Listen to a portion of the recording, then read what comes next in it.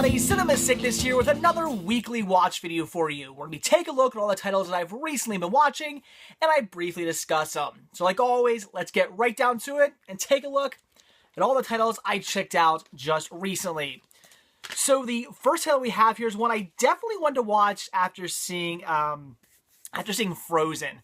Because when Frozen, was out, and then when it came to DVD and Blu-ray, everybody was comparing it to two movies, and that was Brave and Tangled. A lot of people were just very much comparing those two movies to Frozen, and it just kind of got me in the mood to rewatch Brave and also rewatch Tangled, which we'll eventually get to also, but obviously I checked out Brave. So again, the reason I really want to rewatch this one is because of all the people comparing the movies, and I had only seen this movie once before, and I just wanted to see, were they similar? Were there similarities between the two? Could they really be compared? Because I remember not really loving Brave all that much, and I still didn't love it all that much. It's a decent CGI animated movie. It's good. It's well done. I would certainly say if you're a fan of CGI animated films, Brave is one to see. It's not a bad film at all. The issue I have with this movie is it feels like it's a Fox movie or a Warner Brothers movie or more or less a DreamWorks movie. That's what this movie feels like. I don't feel like this is a Disney Pixar movie. Maybe a Disney movie, but not a Pixar movie. Like, I actually completely forgot that this was a Pixar movie. It wasn't until I popped it in and the Blu-ray started up and the Pixar logo appears, and I went, oh yeah, that was my main problem with this movie when it came out, is the fact that it's a Pixar film. This movie does not feel like a Pixar movie. It feels more like a DreamWorks title or something like that. And not to say that's bad. Not that I'm trying to knock it. DreamWorks titles are great. I love them. But Pixar is kind of up on this pedestal. They do such great movies. I mean, yeah, Cars 2 wasn't very good, but they tend to do really good movies that have this sort of feeling to them. You watch a Pixar movie and you go, that was a Pixar movie. You can tell, you can feel the difference. You know what a Pixar movie is. So when I watch a Pixar movie and go, I feel like a DreamWorks movie, that's not necessarily a good thing. I shouldn't be thinking that.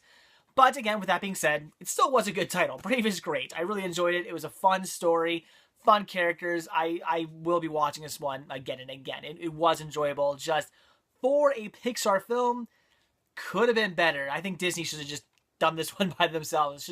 Had this been just under the Disney name, I would have been like, oh yeah, okay, whatever. But the fact that it's got that Pixar logo on it just rubs me the wrong way. This just doesn't really feel like a Pixar film. But regardless, it is good. I enjoy it. Not as good as Frozen though, or Tangled. So the next title I checked out is one that I had just picked up, and I really wanted to see because I listened to these two local DJs in the morning, and I don't know why I listen to them. They're kind of ridiculous, but it gives me something to listen to on the way to work, so I do listen to them. And the one actually used to be a stand-up comedian, and they were interviewing another stand-up comedian. They started talking about this movie because this one stand-up comedian who they were interviewing was in this movie. He's featured in this movie. So I had heard about it, and then a couple days later, poof, I come across it. So I picked it up, had to check it out because, again, the one DJ I was listening to was saying how great it was, and that is Heckler. I didn't really care for this one that much, and because of one person right there, Jamie Kennedy. And I feel kind of weird. I'm sort of heckling or criticizing Jamie Kennedy, which, man, he goes off on this. This documentary is really about Jamie Kennedy just kind of being pissed off at people who didn't like his movie, Malibu's Most Wanted, it seems. He starts the movie out talking about hecklers. The first half of the movie is hecklers, stand-up comedians talking about people heckling them while they're doing their bits. And then from there it goes into critics. It just goes from one right into the other, goes into critics. So this movie is not all about hecklers. It's also about critics too. Film critics, and Jamie Kennedy does not seem to be happy that people didn't like Malibu's Most Wanted, which the movie sucks, so I don't blame critics for not liking it very much. And Son of the Mask too, they really trashed Son of the Mask also, and again, I don't blame critics for trashing that movie. So my main problem with this isn't necessarily that it talks to the hecklers. I love when they interview. I mean, some interviews right there. They interview a lot of stand-up comedians.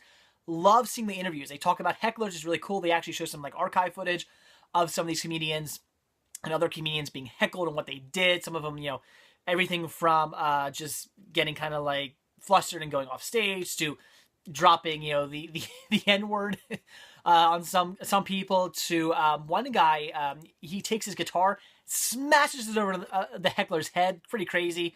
And then of course you get some comedians who are able to like dish it right back at the people. That's pretty funny. But that I liked. I liked the interviews. I liked the archives footage. That was okay. My problem is the Jamie Kennedy stuff. There's a lot of scripted. I mean, I don't know how scripted it is. I'm sure it's a little bit. I want to say it's a little bit off the cuff, a little, to some extent, but it's definitely planned out. There's scenes in here where Jamie Kennedy has definitely written out, okay, here's what we're going to do in this scene. Stuff like that. Stuff where he's up on stage and somebody yells something. You tell it's an actor, or somebody they paid to yell something. They all start throwing stuff at him, and it's like, it's ridiculous because it's not like one person just throws a shoe or something like that. No, it's like all of a sudden the entire crowd starts throwing stuff at him. Sure.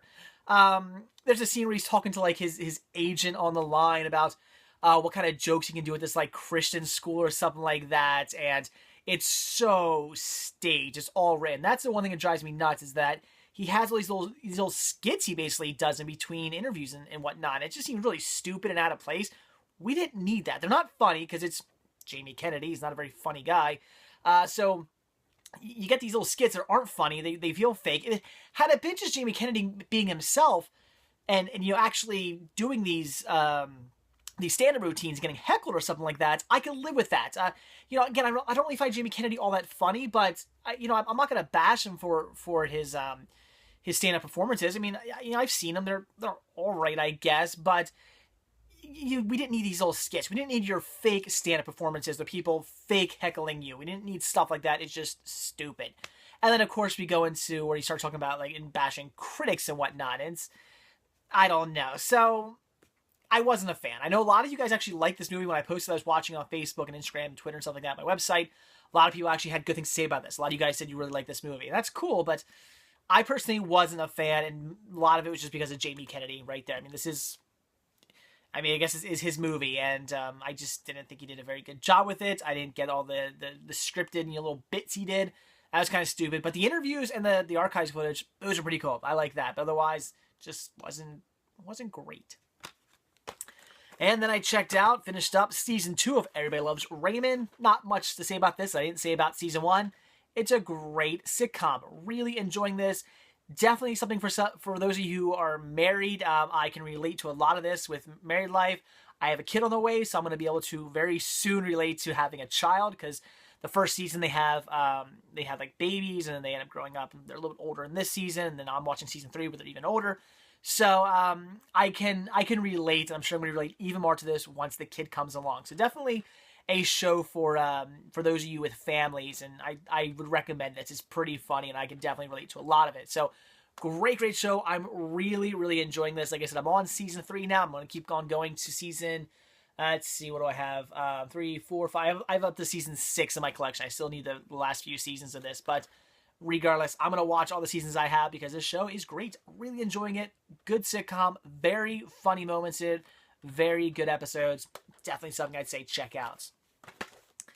And then I had to watch, because I hadn't seen this one yet, and that was Madagascar 3, Europe's Most Wanted. Mediocre. That's my best way of describing this one. Madagascar, loved it. I thought Madagascar was a great movie. I really enjoyed the hell out of Madagascar. Madagascar 2, I thought, again, was kind of mediocre. The story was just all right. The Madagascar crew was just okay, but what made the second one good was the penguins. The penguins in Madagascar 2, I thought, completely saved the movie.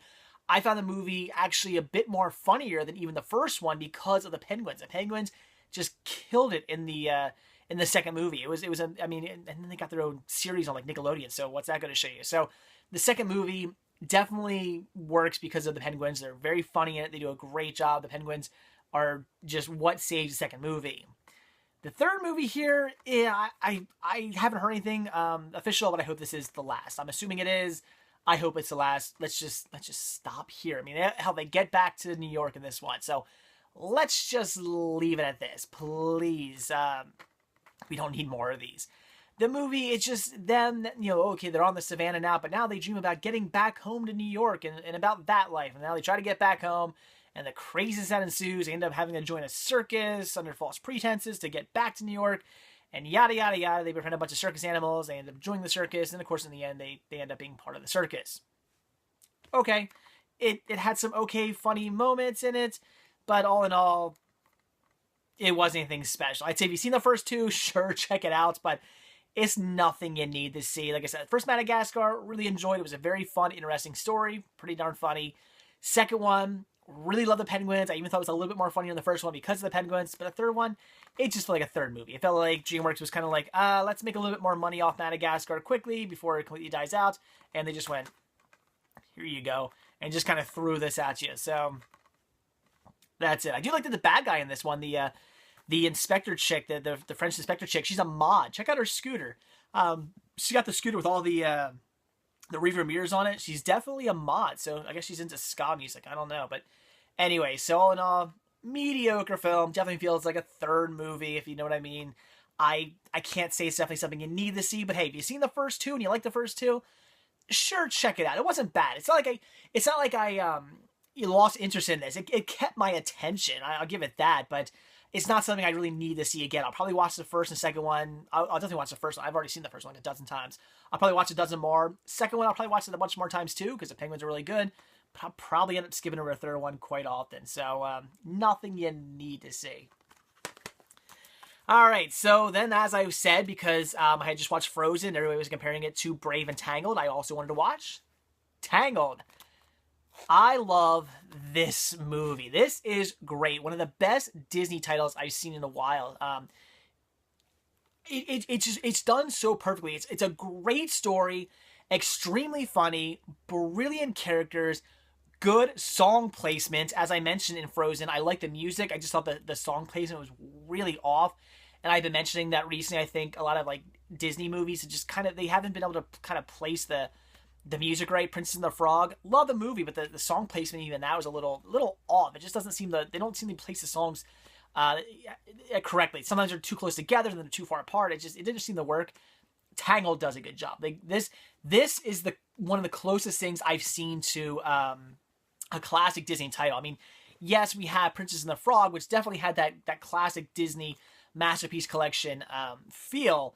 But I would say this one even comes a little bit closer. The only thing is it's CGI. I wish this would have been hand-drawn. That would have been so nice. I like CGI animated movies. I'm not one of those people who are like, I hate CGI films. No, CGI animated movies are great. It looks beautiful. I love it. But I do miss hand-drawn. I wish we would go back to that. Just, I want both. I want some movies to come out CGI. I want some movies to come out hand-drawn. That'd be really cool. And had this been hand-drawn, this would have been like a perfect movie. This here would have been classic Disney had it been hand-drawn. But unfortunately, it was CGI. But only kind of unfortunately. I can't necessarily say that because it looked beautiful. It was a great movie.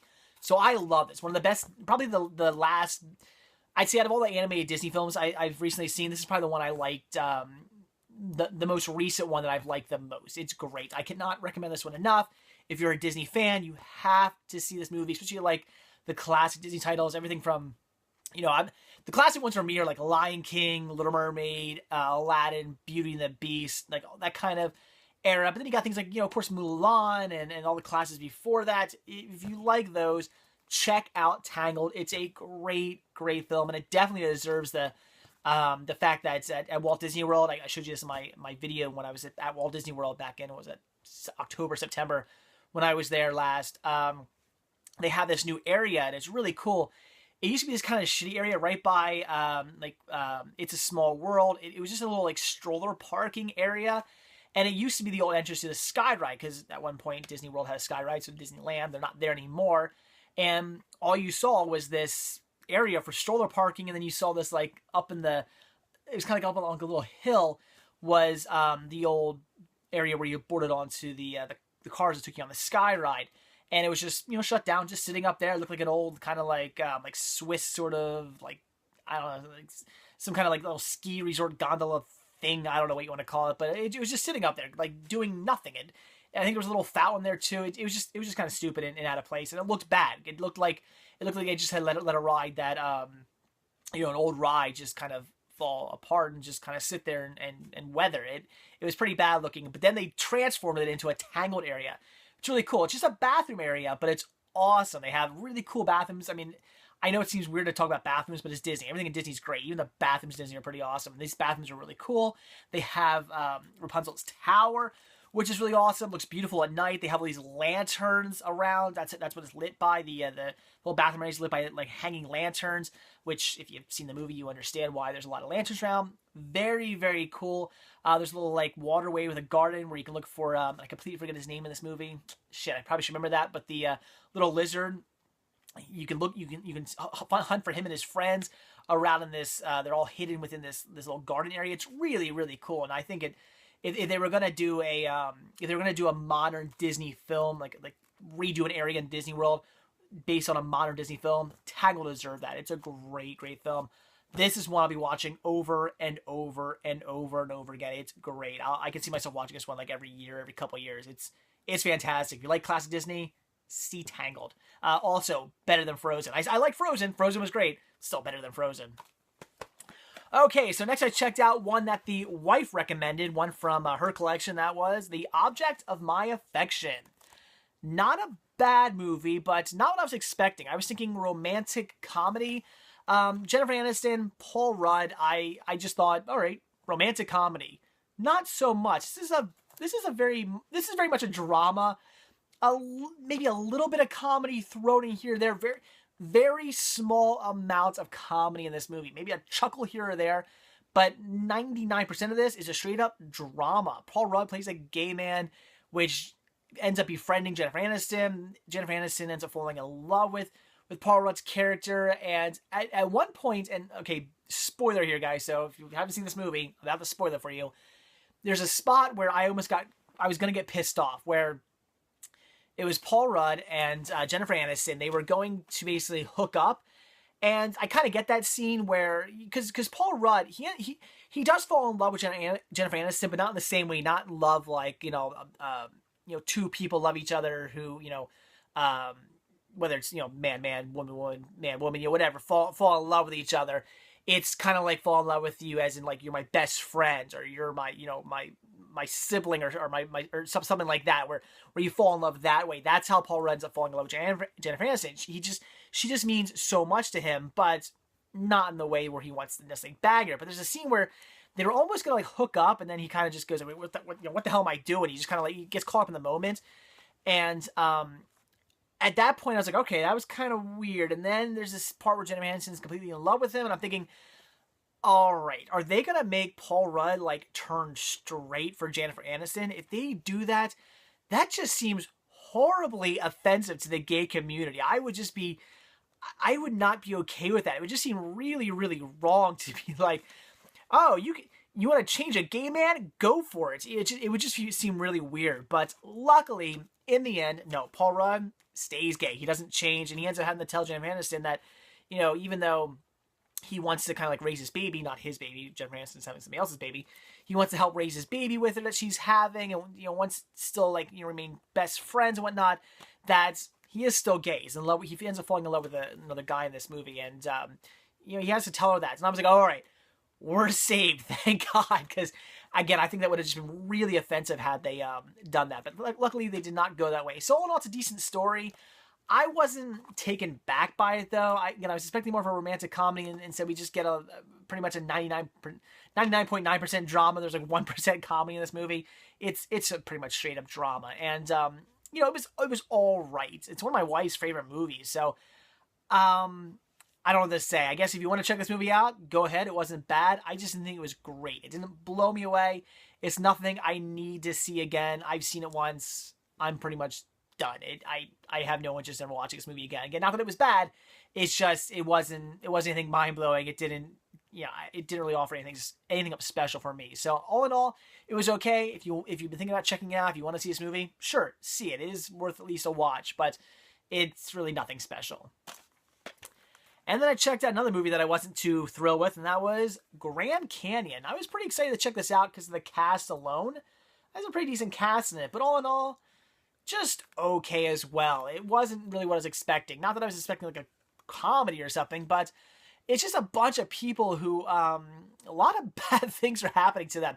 It just seems like every scene is something bad happening to somebody else. There's like hardly anything good that happens to anybody in this movie, and it kind of gets really depressing. My wife was watching it a little bit with me before she went to bed, and she was even saying like, "What are you watching? This is so depressing." And it kind of is. It's a very, very depressing movie. There are some good things that happen, and of course, people befriending one another, making friends, and kind of coming to terms with certain things in their lives and whatnot. And that's great and all, but it is a bit of a downer of a movie with a lot of people, a lot of bad things happening to a lot of people in this movie.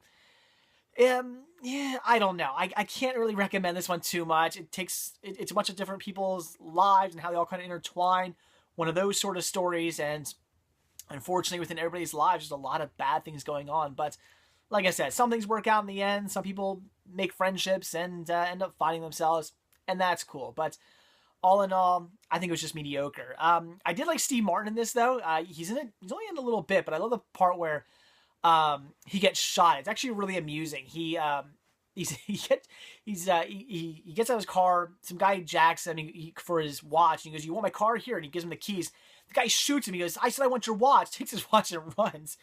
Pretty funny scene. And then he goes to this like life-changing moment where he decides, okay, he's not going to put any more, because he's a producer. He's not going to put any more violence or guns or blood or anything like that in any of his movies. And then right away he just realized, what the hell was I thinking? That was stupid. All my movies are going to be violent. They're great. I love that. So his character is pretty fun in it. But all in all, it was just mediocre. Kind of, how long was this movie? 135 minutes, so a little long as well. All in all, I just think it was okay. I can't really recommend this one too much. I kind of was expecting more out of it just from the cast alone. I was really interested in checking out this movie, but I wasn't blown away. I just thought it was mediocre. So once again, if it's something you want to see, check it out. It wasn't a bad film. It is at least worth a watch, but I wouldn't say Grand Canyon's anything you need to check out. And then I watched a movie which I remember hearing really bad things about when it first came out. But as the movie had, now that it's been out for a while, I've been hearing a lot of good things about it. So it seems, my guess is a lot of critics didn't like this movie. But, the average Joe, you and I, we tend to like this movie, and that is, This Is 40. So like I said, I had heard some bad things about this movie. A lot of critics kind of put this movie down when it first came out. I just remember hearing a lot of bad things about this movie. But as time went on, I started hearing a lot more better things. Again, when I posted I was watching this one on Facebook and Instagram, my website and whatnot, a lot of you said you loved it. And a couple of you said you didn't like it, actually. But most of you said you liked this movie. And I thought it was pretty good. It is long as hell, though. This was like 2 hours and 14 minutes long. And this is the theatrical cut. There's an unrated cut of this, which I'm going to assume is longer. Maybe I'm just going to assume it has like extended scenes.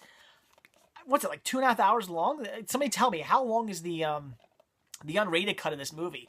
Because this was crazy long. At the hour and a half mark, I remember looking at the time on the Blu-ray player and thinking to myself, like, holy crap! Like, there's no way they're gonna wrap this up anytime soon.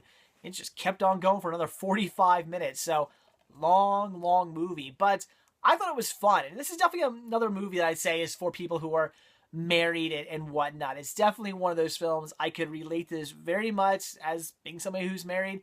I can certainly relate to the characters. Again, I don't have kids yet. I have one on the way. In fact, in like 2 weeks, I'll have a child. Scary. So I'll be able to relate to this even more because they have children, and I'll be able to relate to that. So this is definitely a movie for somebody who is married, has a family, something like that. Definitely a movie you're going to want to check out. You'll get a kick out of it. Very, very, very funny.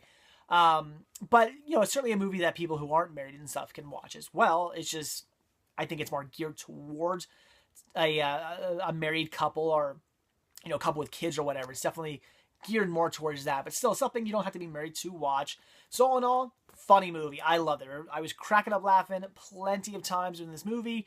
There are, I would almost call this one almost a dramedy, more heavy on the comedy, but almost a dramedy, since there are some very dramatic moments in this. Things with, father-son, father-daughter relationships, the relationships between our two main characters, things like that. Some kind of like dramatic moments in it, but all in all, straight up comedy. So I'd recommend checking this one out.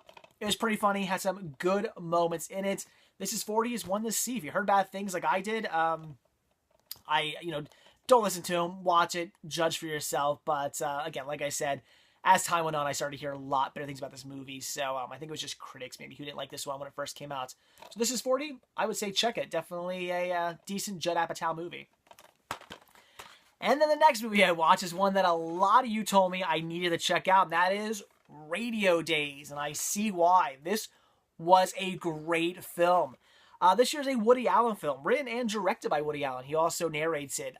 Basically, he's playing this character as somebody retelling his life as a child based around the radio. And it's really, really interesting to hear. He's this kid living on Rockaway Beach, and he just talks about his experiences with listening to the radio. Everything from listening to his favorite like superhero character to these like hoity-toity rich characters and some crazy stories that they had going on, to like the Germans and the Japanese and World War II and stuff like that. So really interesting, very cool characters, great feel, just brings you back to the classic days of, when people were sitting around and listening to the radio before everybody had TVs and whatnot. It's really, really interesting. And this movie just, I almost felt like I was sort of watching, it kind of had that feeling of like a Christmas Story almost. I mean, yeah, there's that scene where he's listening to Little Orphan Annie, and I'm not trying to compare it to that, but it just sort of has that feeling. It takes you back to like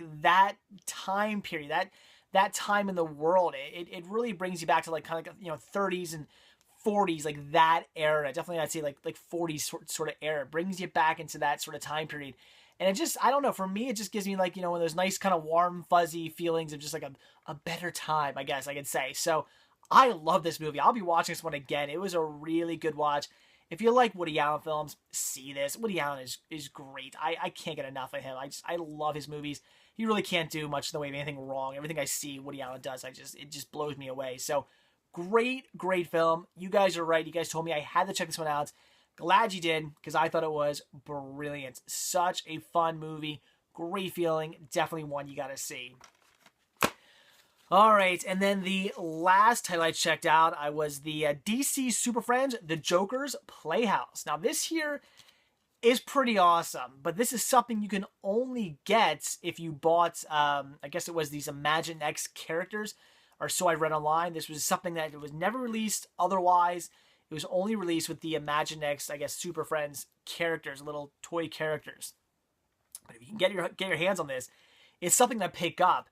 This actually has, I guess you could say 5 episodes plus one little short. It's got a like an episode of this DC Super Friends, The Joker's Playhouse episode. Although from what I've read, this is it. This is only the only episode. There's no other episodes. Again, correct me if I'm wrong, but that is what I read online. This is the only episode they had ever done. It's great because it brings back that classic feeling of like the classic 70s like Super Friends TV series. It uses a lot of the music and a lot of like the sounds and stuff from that classic series, but with a modern day sort of feeling. Really, really cool. It's also a DC. It's also done by DC Animation, which is cool. It has like the DC Animation logo pop up in the front, so it almost feels like you're watching one of those like DC animated movies or something like that, or one of the DC animated TV series. It actually has that feeling to it. It's not done in like bad. In any kind of like bad animation. It's really good, classic, Warner Brothers DC animation. It looks great. The acting's great. The story's great. I would say the story, it's a little, I guess you see it a little bit more on the kiddie side, a little bit, but not necessarily. In fact, like I said, they're kind of, paying homage to the classic kind of like 1970s Super Friends series, which is also a bit cheesy and also a little bit kiddie down. So this kind of feels right. It didn't feel like they were really dumbing it down for little kids, something like that, even though Imaginext is for younger children. It didn't really feel like they were dumbing it down necessarily. It felt like something that either little kids could watch or you and I could watch. Either way, we'd both like it. So if you're a fan of DC animation, or you like just classic, Super Friends and DC characters, this is one you have to check out if you get your hands on it. So it's going to be a little bit hard to find because you were only able to get this if you bought the toys. It was packaged with some of the toys. So you're not going to be able to find this one all over the place. But if you can get a hold of it, check it out. It's really cool. Again, if you like classic DC animation or just, modern DC animation, see this one. It is pretty cool. It also comes with 4 episodes of Imaginext Calling All Heroes. I didn't really care for those episodes. I don't know if that was a TV series or not, or if these are the only 4 episodes they did. I have no idea. Not very good. It's bad, kind of just mediocre CGI animation. The stories, these are very kiddie down, whereas, you know, the Justice League one, the Super Friends one, wasn't really all that kiddie down. Again, it felt like something you and I could watch. The Imaginext Calling All Heroes were really kiddie down. They're very, very, very much meant for a young audience. Again, animation wasn't that good. The stories weren't that good. They all had a message in the end. Pretty cheesy, pretty bad. I wouldn't really recommend those. And then I had this bonus episode. Does it even say what it's called? I don't think it does. I don't see a name of it, but it's this dude right there. He's kind of this like Sasquatch guy. It's a little short of him playing with a ball, and this bees like or there's like flies attacking him. He's trying to like hit the fly with the ball, and his ball bounces over this like canyon. Now he's got to get over the canyon, and the wackiness ensues, and him trying to get over. And of course, what happens? The fly follows him. He throws the ball at the fly again, and now his ball's on the other side of the canyon where he started off. Ha ha ha! Not very good. So really, this is worth picking up simply for like I think it's like 15 minutes long. The 15 minutes long DC Super Friends episode. It's totally worth it for that alone. If you come across it, pick it up. Again, you're only really getting one good 15-minute short out of this, but it's an awesome 15-minute short and really worth getting. The other 5 shorts, you don't need to see. So very cool. Check it out if you can get your hands on it. And there you go, guys. That is it. So interesting, some interesting watches. A lot of really good stuff and a lot of mediocre stuff. I mean, again, awesome. This is something you need to see if you're a DC animation fan. Radio Days was a great Woody Allen film. This is 40. I loved it. That was pretty funny. Really enjoyed this film, especially, coming from Married Life. But Radio Days, Grand Canyon, Object of My Affection, I just thought were both mediocre. I wasn't blown away by these. I wouldn't say they're anything you need to see. Tangled, everybody see this one. Everybody go out and buy it. No, this isn't a movie you should see. This is a movie you should buy. No collection is complete without Tangled, in my opinion. It's one of the best Disney movies that's of recent times. It's amazing. Madagascar 3, like I said, mediocre. Felt like a third movie. It's not that great. First 2 I enjoyed. This one was just alright. But hey, if you've seen the first 2 and you like them, sure, check it out. It's at least worth seeing. Loving It, Everybody Loves Raymond. Not much to say about that. It's a great series. If you like classic sitcoms, check it out. Heckler wasn't really all that good. Like I said, some of the interviews are pretty cool. Some of the archives footage were pretty cool. But Jamie Kennedy completely destroyed this movie. And Brave, another good movie, one I would definitely recommend if you're into CGI animated films. Check it out. It's a good, fun story. I'm not trying to bash this movie. I think it's good. It's just not. It doesn't feel like a Pixar movie.